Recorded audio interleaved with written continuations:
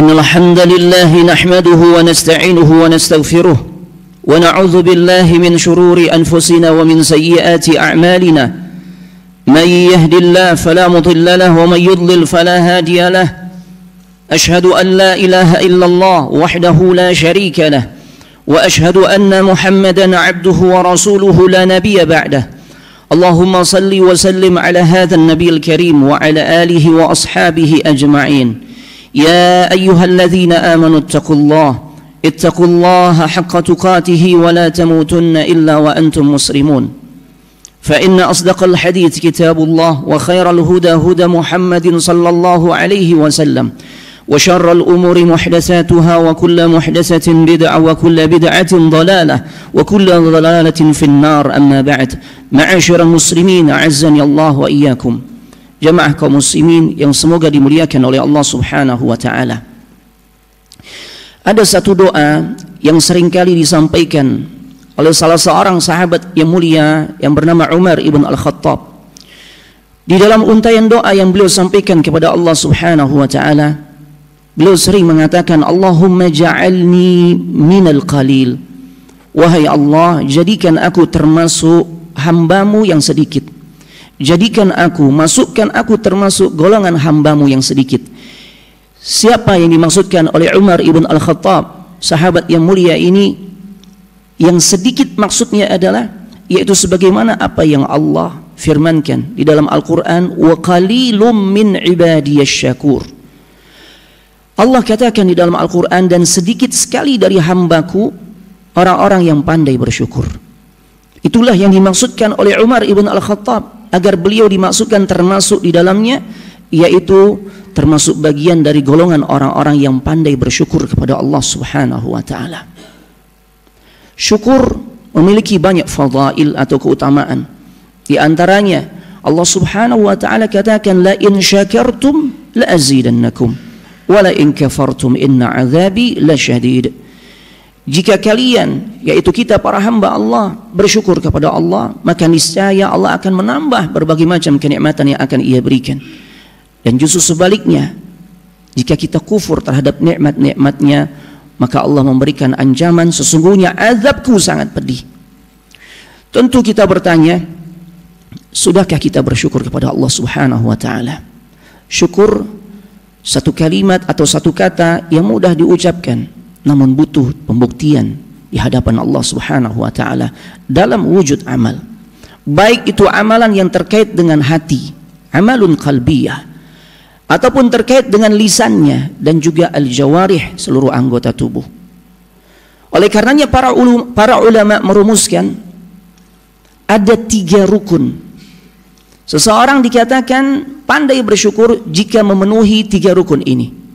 Yang pertama, orang tersebut mengakui apapun nikmat-nikmat yang dia rasakan, sesuatu yang dia miliki, yang dia nikmati, semata-mata karena pemberian Allah Subhanahu wa taala, bukan karena kehebatan dirinya.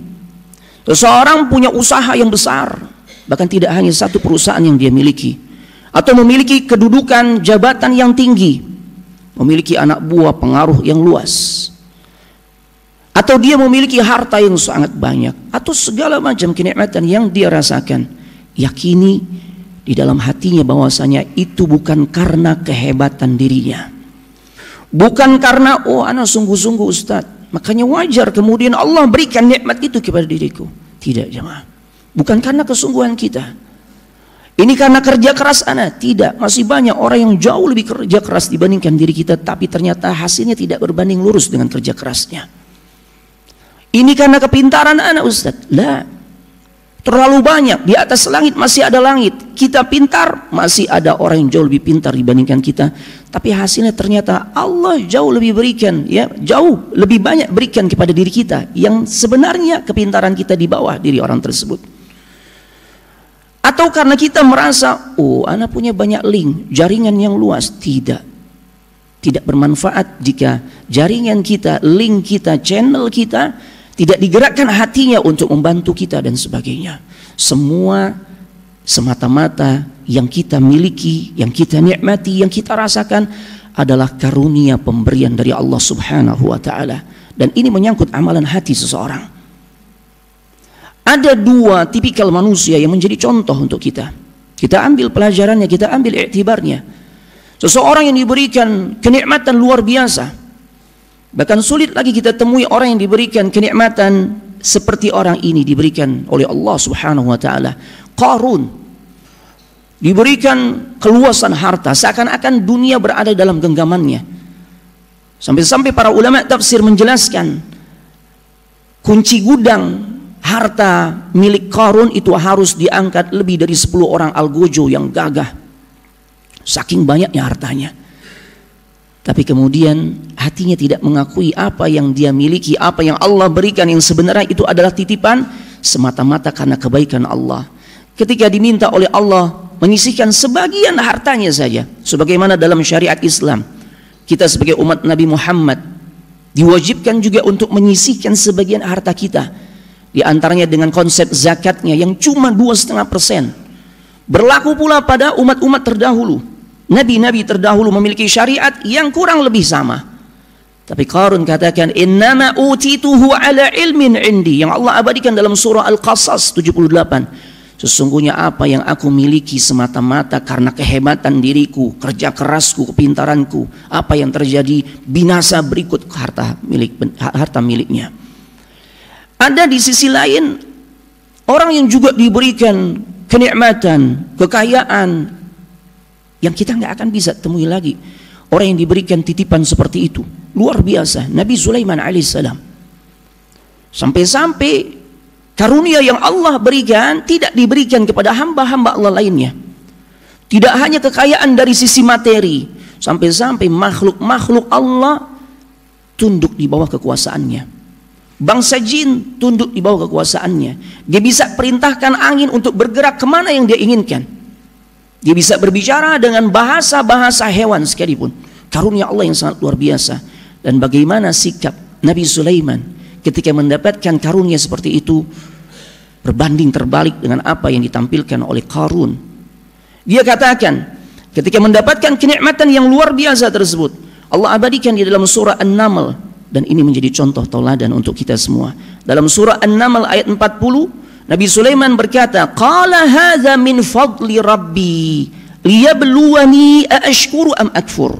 Berkata Nabi Sulaiman alaihissalam, ketika kenikmatan yang Allah berikan luar biasa, maka dia katakan ini semua adalah karunia Allah Subhanahu wa taala. Dan bahkan beliau katakan liyabluwani, pemberian-pemberian ini sebenarnya Allah hendak menguji diriku. Ujian dari Allah. Kadang-kala kita menganggap ujian itu ketika kesulitan-kesulitan kehidupan yang kita hadapi. Ya, masalah-masalah kesulitan ya di dalam kehidupan ini yang kita hadapi, kemiskinan, hutang susah untuk kita bayar, dan hal-hal lainnya yang menunjukkan kesulitan kita anggap sebagai ujian. Tidak. Ternyata nikmat itu juga merupakan ujian. Makanya Nabi Sulaiman katakan, liyabluwani, Allah hendak mengujiku, aashkuru am akfur. Apakah aku pandai bersyukur atau justru aku kufur kepada Allah? Jadi rukun syukur yang pertama adalah yakini di dalam hati kita bahwasanya semua yang kita miliki, yang hakikatnya itu semua adalah hanya sebatas titipan dari Allah, semata-mata karena kebaikan Allah berikan kepada kita, bukan karena diri kita.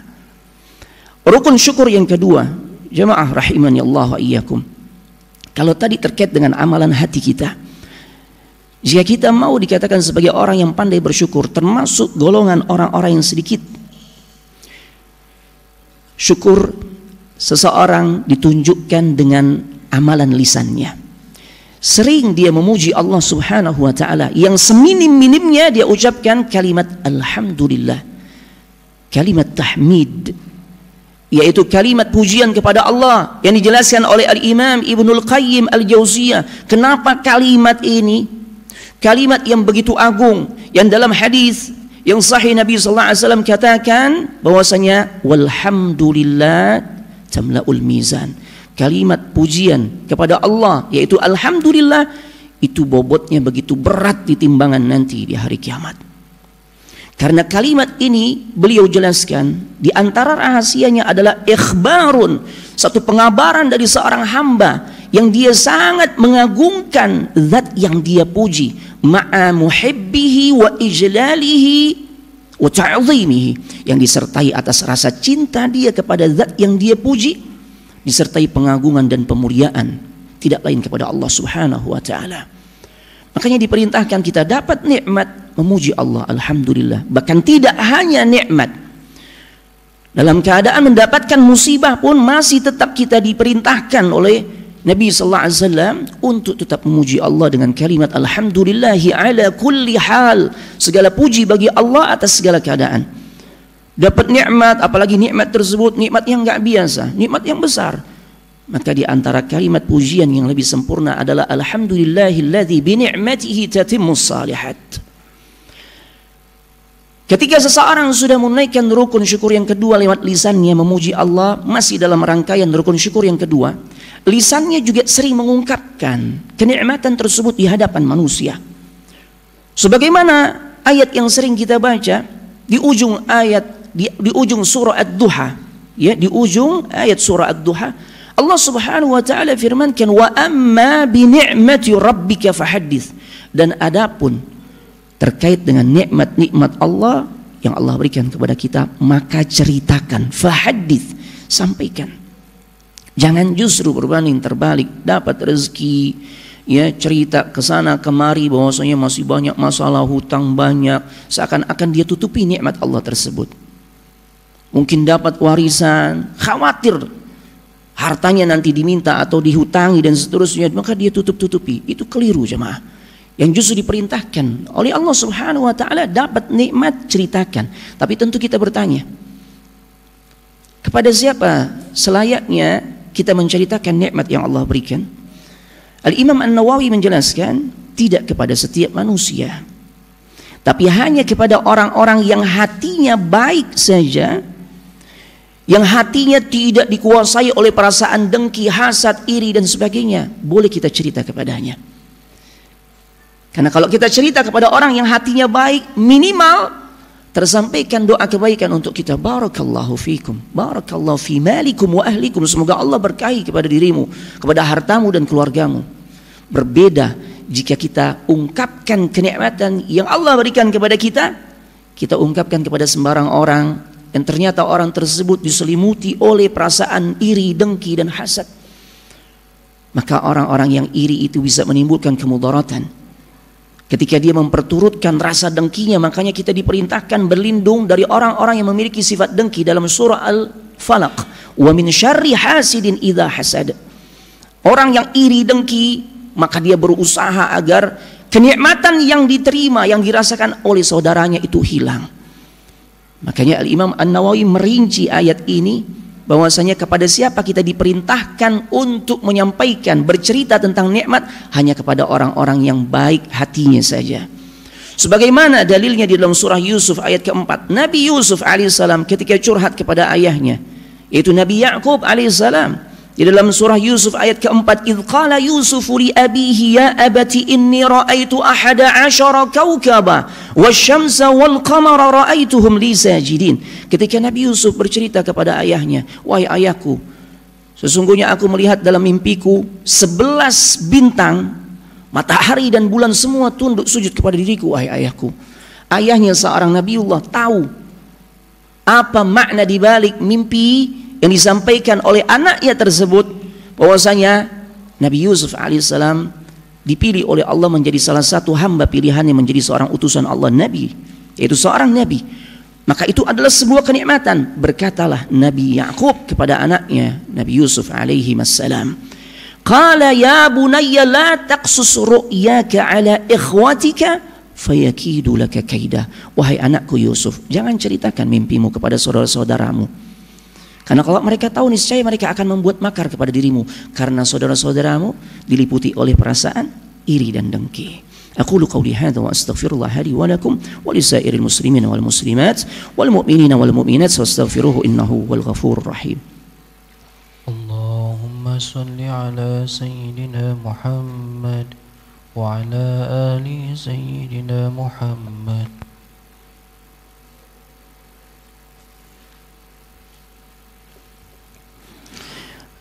Alhamdulillah hamdan katsiran tayyiban mubarakan fihi kama yuhibbu rabbuna wa yarda. Ashhadu an la ilaha illallah wahdahu la syarika lah wa ashhadu anna Muhammadan abduhu wa rasuluhu la nabiyya ba'dah. Allahumma salli wa sallim ala hadzal nabiyil karim wa ala alihi wa ashabihi ajma'in. Jemaah rahimani Allah wa iyyakum, sebagai penutup khutbah kita, rukun syukur yang ketiga, yaitu jadikan kenikmatan yang Allah telah berikan kepada kita, yang sudah kita nikmati dan terus kita nikmati, menjadikan diri kita semakin dekat kepada Allah Subhanahu wa taala. Allah sudah berikan kepada kita keluarga yang menyejukkan mata kita, menyejukkan hati kita. Allah memberikan perniagaan kita yang dibuat lancar sehingga kita bisa mengambil rizki darinya, ya. Kemudian Allah sudah berikan berbagai macam kenikmatan kesehatan sehingga kita bisa menjadikan lewat kesehatan ini melakukan berbagai macam aktivitas. Maka jadikan semua kenikmatan itu membuat diri kita semakin dekat kepada Allah Subhanahu wa taala. Boleh jadi yang salatnya masih suka ditinggalkan, paling tidak yang wajib, yang 5 waktu, maka sadarilah fisik yang Allah berikan ini, jantung, paru-paru, mata, telinga, tangan, kaki, dan semua yang ada pada diri kita itu adalah pemberian Allah. Sudah selayaknya dan sepatutnya kita jadikan sebagai sarana untuk mendekatkan diri kepada Allah Subhanahu wa taala. Jangan sampai justru pemberian-pemberian Allah kita balas dengan kemaksiatan dan dosa. Maka hal itu bisa saja menjadi istidraj. Diberikan memang harta, diberikan dunia, harta yang banyak, kedudukan yang tinggi, perniagaan yang maju, akan tetapi jika itu semakin menjauhkan diri seorang kepada Allah, sesungguhnya itu adalah istidraj. Allah tidak menginginkan kita menjadi dekat kepadanya, dan ini adalah kerugian yang nyata. Allahumma salli ala Muhammad wa ala ali Muhammad kama sallaita ala Ibrahim wa ala ali Ibrahim innaka Hamidum Majid. Allahumma barik ala Muhammad wa ala ali Muhammad kama barakta ala Ibrahim wa ala ali Ibrahim innaka Hamidum Majid. Allahumma ighfir lil muslimina wal muslimat wal mu'minina wal mu'minat al ahya'i minhum wal amwat innaka sami'un qaribun mujibud da'wat ya qadiyal hajat. Rabbana zalamna anfusana wa illam taghfir lana wa tarhamna لنكونن من الخاسرين. ربنا آتنا في الدنيا حسنة وفي الآخرة حسنة وقنا عذاب النار. عباد الله إن الله يأمركم بالعدل والإحسان وإيتاء ذي القربى وينهى عن الفحشاء والمنكر والبغي يعظكم لعلكم تذكرون ولذكر الله أكبر.